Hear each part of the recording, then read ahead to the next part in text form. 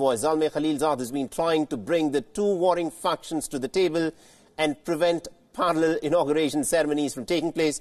The intra-Afghan talks that are scheduled to start from tomorrow. But at this point of time, there is uncertainty as to who the country's president is. Now, Ashraf Ghani is said to be the president-elect because he is said to have got the highest number of votes in the election that was held in the month of September last year. But what is being called into question is, although the election was held on the 28th of September last year, the results were only announced after a delay of 6 months, just last month. Abdullah Abdullah, the rival of Ashraf Ghani, has rejected these results. He has said that the elections were completely rigged. And now to give us more in terms of what is unfolding right now in Kabul, we are joined in by our correspondent, Mustafa Kazimi, who is joining us with more insights on this. Good morning to you, Mustafa. What is happening in Kabul right now? There were reports that there will be twin inauguration ceremonies of both Ashraf Ghani and also Abdullah Abdullah of swearing themselves in as the presidents. But this inauguration ceremony has now been indefinitely postponed by both of them. So what has happened since yesterday till today? The inauguration ceremony of President Ashraf Ghani was called off indefinitely, as you mentioned. It was supposed to take place 8 a.m. Kabul time this morning and 9:30 India time. But officials from the ARC called the reporters and said that the event has been postponed and moved ahead. But other sources from the palace and the Afghan government told us that it might not take place at all. But that is an off-the-record and official quote, and we do not know what is going to happen. On the other side, Dr. Abdullah, the rival to Dr. Ashraf Ghani, has also moved ahead his inauguration ceremony just to stay parallel with Dr. Ashraf Ghani's moving of his event ahead. On the other hand, Zalmay Khalilzad, the U.S. Special Representative for Afghan Peace, was in talks with all the parties involved in the Afghan peace deal until late last night, and he was making telephone calls and meeting these individuals back and forth to try to convince them to either move it forward or cancel their event as a preparation and facilitating the intra-Afghan talks between the Taliban. In a special interview, the Taliban spokesperson told WION last night, Kabul time, that they are not thinking, they're not positive about the inter-Afghan talks to take place because there are no preparations on the Afghan side. So, Mustafa, is it essentially a case where there was an American intervention where Zalmay Khalilzad has perhaps stepped in and said that it does no one any good if Ashraf Ghani and Abdullah Abdullah were to be fighting between each other over the inauguration ceremony, and that it is at this point of time important to put forth a joint united front while these intra-Afghan talks are to take place between the civilian government in Kabul and the Taliban. Is that what has happened?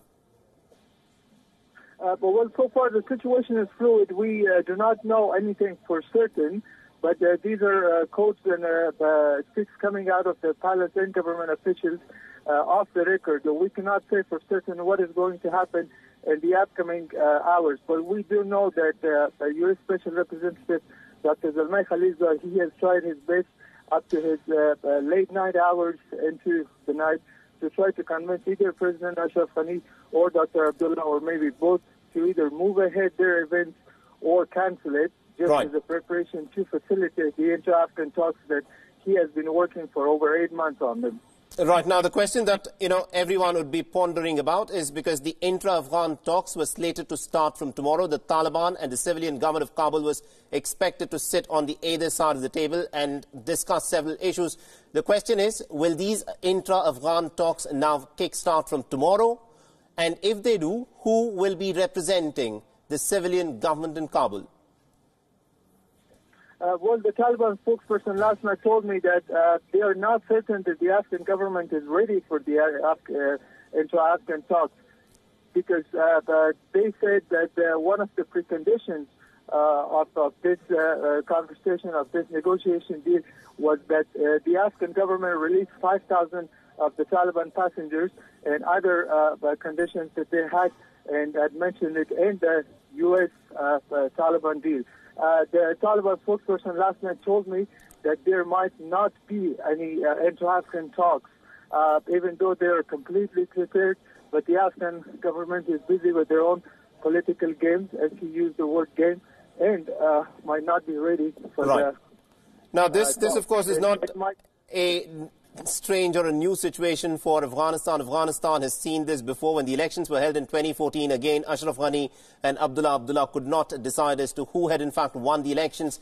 At that time, the Americans had to intervene again. Ashraf Ghani was sworn in as the president, but Abdullah Abdullah, as a consolation, was given the post of a chief executive, which did not earlier exist in Afghanistan. And this was given the powers of that of a prime minister, and he was sworn in as the chief executive. Is some kind of a power-sharing formula of that nature being attempted again? And will Abdullah Abdullah settle for the position of the chief executive again?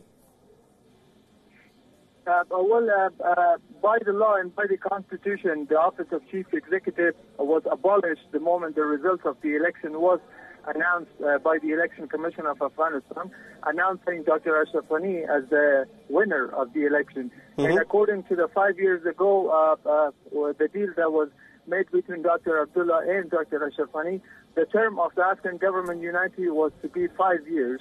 And that 5 years would end just the moment the Afghan Election Commission would announce the victory of either of these two candidates in the election that took place late 2019.